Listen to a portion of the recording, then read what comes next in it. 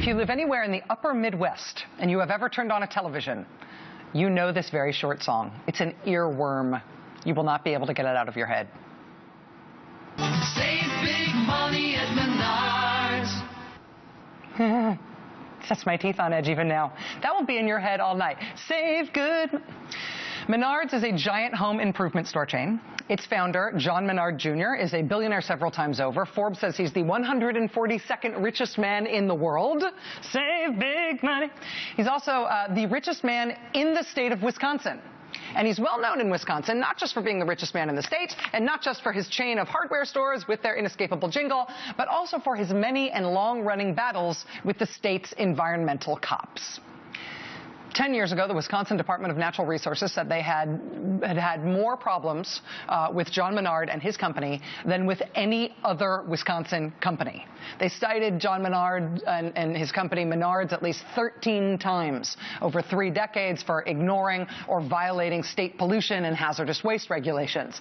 At one point, the state caught Mr. Menard himself on video, and this is true, personally dumping arsenic-laden hazardous waste ashes from one of his lumber plants into a state landfill. Personally. Instead of paying for the stuff to go to a hazardous materials facility, apparently John Menard would bag up the waste and bring it home to his house and put it in his personal trash at home. So instead of going to the hazardous material facility, it would just go into the landfill. John Menard ended up paying a $1.7 million fine for that. At the time was a record for Wisconsin. So that's John Menard Jr. Save big money. Here's what Michael Isikoff has just reported about John Menard and his brand new starring role in American national politics. In 2012, when Wisconsin Governor Scott Walker was engaged in a bitter recall election that he ultimately won, John Menard Jr. donated more than $1.5 million. $1.5 million to a pro-Scott Walker group that promised that it would keep its donors totally anonymous. They accepted unlimited donations of any size from anyone, even from corporations, and they said they would keep those donations secret forever. John Menard Jr. reportedly gave $1.5 million to that group to support Scott Walker, but to support Scott Walker secretly. Since then, since Scott Walker won that recall election, things have gone pretty well for John Menard Jr. in his dealings with Wisconsin state government. His company has been awarded up to $1.8 million in tax breaks from the state.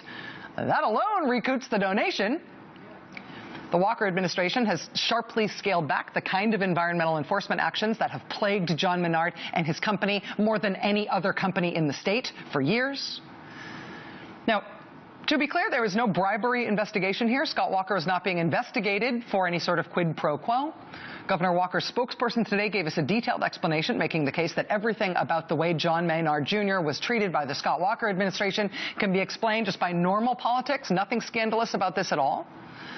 But the fact remains that John Menard Jr. tried to secretly give more than $1.5 million to elect Scott Walker, and subsequently he received very favorable treatment from Scott Walker and Wisconsin state government. And yes, those things may not at all be connected in any way that is criminal or even stinky, but we were never supposed to know about the donations in the first place. And part of the reason we may know about them now is because of the ends of an ongoing criminal investigation in Wisconsin into Scott Walker's campaign donations. That investigation has been working its way through the courts in Wisconsin.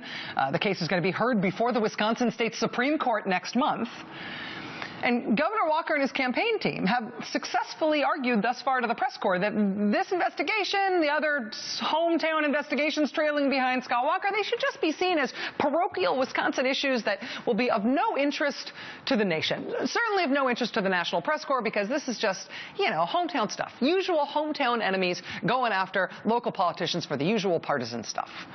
And that works when you are just the governor of Wisconsin and the national press is only mildly interested in you at a distance.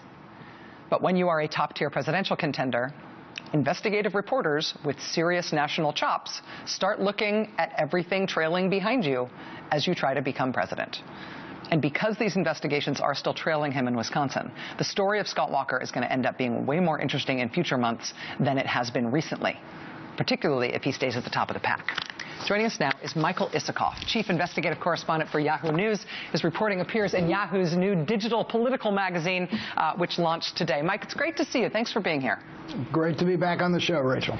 So let me ask you first if I summarize that in a way that if I missed anything important or if those are the right basics. No, I think you got it. Just a couple of points worth emphasizing here.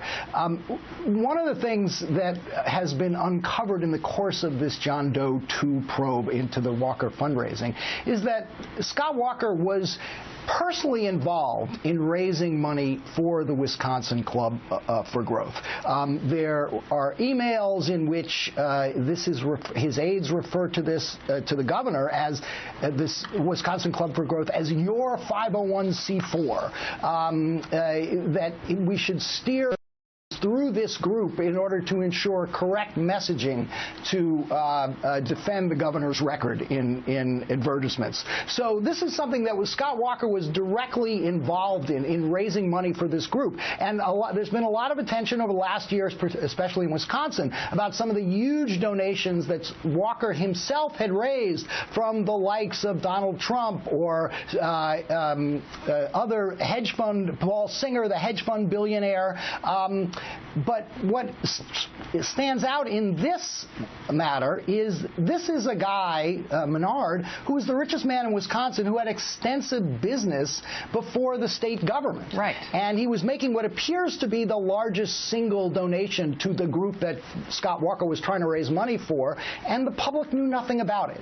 And I think that's the part of this story that is getting a lot of attention, which is why wasn't this disclosed? Had the public known about these donations, would Scott Walker have been forced to answer questions when he ran for re-election? Would the Wisconsin press have been pressing him for information about his whatever meetings he might have had with John Menard, whatever he knew about these donations, whether he solicited them? But none of those questions have been raised or put to him, and I think that's why this story, if nothing else, may prod Walker to have to answer some of those questions. As this investigation continues, this case continues to work its way through the courts in Wisconsin, and it's had sort of a wild ride through the courts already.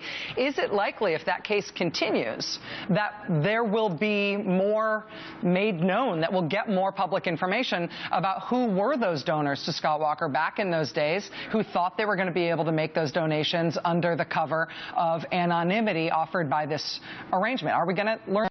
Well, presumably, if the investigation is allowed to continue and charges are brought, then yes, we could learn lots more. The question that this story raises is what else is there in the files? What else have prosecutors obtained about who was funneling donations to this group and what role Walker himself played in raising that money? It's unclear whether the investigation is going to go forward, I should say. The Wisconsin Supreme Court is going to be hearing arguments on this next month. Some of its members have received support from some of the same people who are backing Scott Walker. Right. We'll see. But I think if nothing else, there'll be a lot more attention on those oral arguments next month before the court. Michael Isikoff, chief investigative correspondent for Yahoo News.